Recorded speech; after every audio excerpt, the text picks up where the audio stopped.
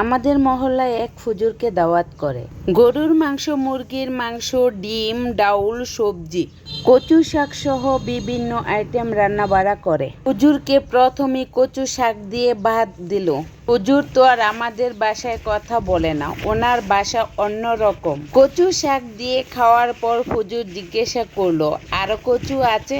যিনি খাবার দিয়েছি উনি তো ভাবছে কচু শাকটা মনে হয় অনেক মজা হয়েছে, তাই তো হুজুরে আরো কচু শাক খুঁজতেছে। আবারও প্লেটে কচু শাক এনে দিল। এবারও খাওয়ার পরে হুজুর জিজ্ঞাসা করলো, আরো কচু আছে? ওরা ভাবতেছি কি রে, হুজুর শাককে এত পছন্দ করে। তাই হুজুরকে কচু দিয়ে খাওয়ালো। মুরগি, মাছ, মাংস, ডাউল, ডিম, সবজি যা রান্না করলো সবই রয়ে গেল। আর মনে মনে ভাবতেছি ওরা কি শুধু কচুই রান্না করেছে, আর কি কিছুই রান্না করে নাই। আসসালামু আলাইকুম। হ্যালো বন্ধুরা, তোমরা সবাই কেমন আছো? আশা করি সবাই ভালো আছো। তোমাদের ভালো থাকাই হচ্ছে আমার কামনা।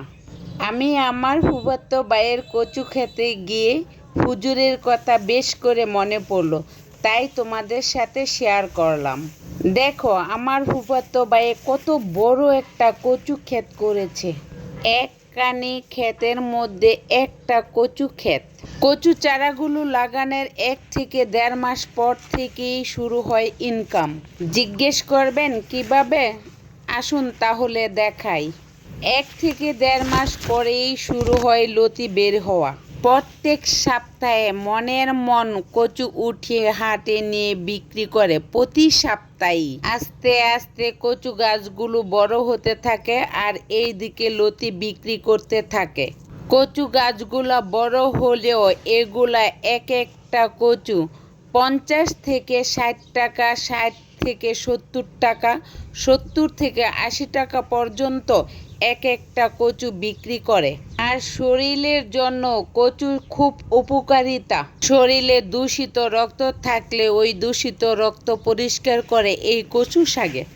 কচুর লতির তরকারি হয়, কচুর শাক হয়, কচুর মোতা দিয়ে ভর্তা হয়, আবার কচুর গোড়া দিয়ে ইলিশ মাছ দিয়ে রান্না করলে অনেক স্বাদ হয়।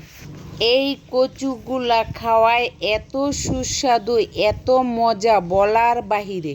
আমি অনেকগুলা কচু বাড়িতে নিয়ে এসে রান্না করে খেয়েছি।